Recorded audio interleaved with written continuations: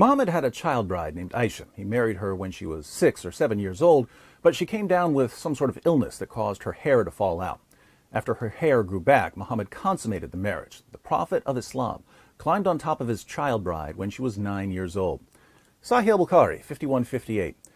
The Prophet wrote the marriage contract with Aisyah while she was 6 years old and consummated his marriage with her while she was 9 years old, and she remained with him for 9 years, i.e. till his death. Sahih Muslim 3480. It was narrated that Aisyah said, "The Prophet married me when I was 6 years old and consummated the marriage with me when I was 9 years old." Sahih Muslim 3481. It was narrated from Aisyah that the Prophet married her when she was 7 years old, and she was taken to him as a bride when she was 9 years old, and she took her dolls with her. He died when she was 18 years old. Muhammad eventually had somewhere between 9 and 11 wives at one time, even though the Quran says that Muslim men are limited to 4 wives at a time, and he would have sex with all of them on the same day.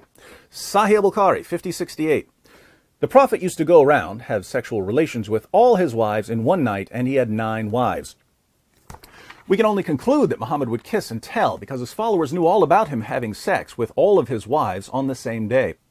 His followers even bragged that he had the sexual strength of 30 men. Sahih al-Bukhari, 268. Anas bin Malik said, "The Prophet used to visit all his wives in a round during the day and night, and they were 11 in number." I asked Anas, "Had the Prophet the strength for it?" Anas replied, "We used to say that the Prophet was given the strength of 30 men. And Sayyid said, on the authority of Kepada, that Anas had told him about 9 wives only, not 11. Porn stars ain't got nothing on the Prophet of Islam. Muhammad's reputation spread until people didn't even want him marrying their daughters because they thought of him as a womanizer.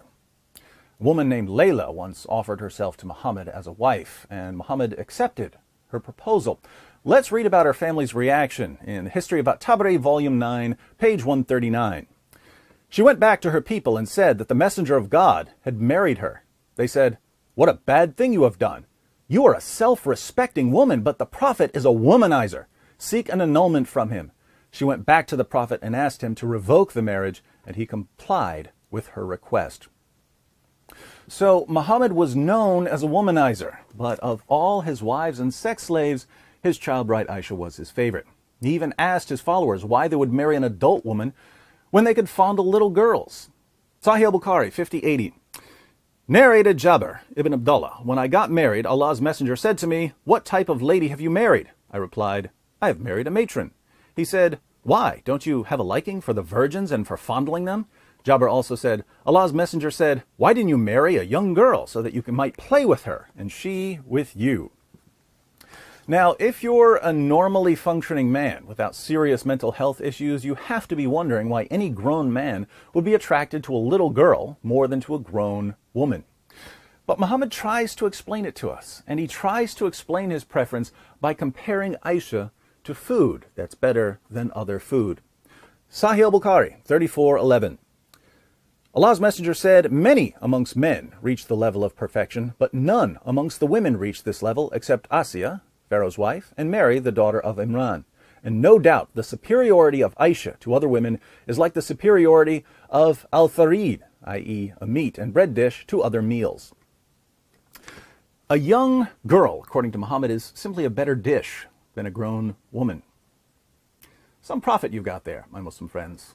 Now please, by all means, fill up the comments section with, "Don't trust this David Wood guy, he's taking things out of context and distorting the passages," as if I didn't just put the passages up on the screen so that people can read them for themselves.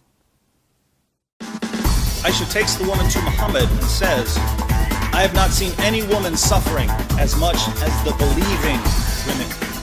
Look, her skin is greener than her clothes." This is Aisyah, the mother of the faithful, saying that Muslim women were being treated worse than pagan women.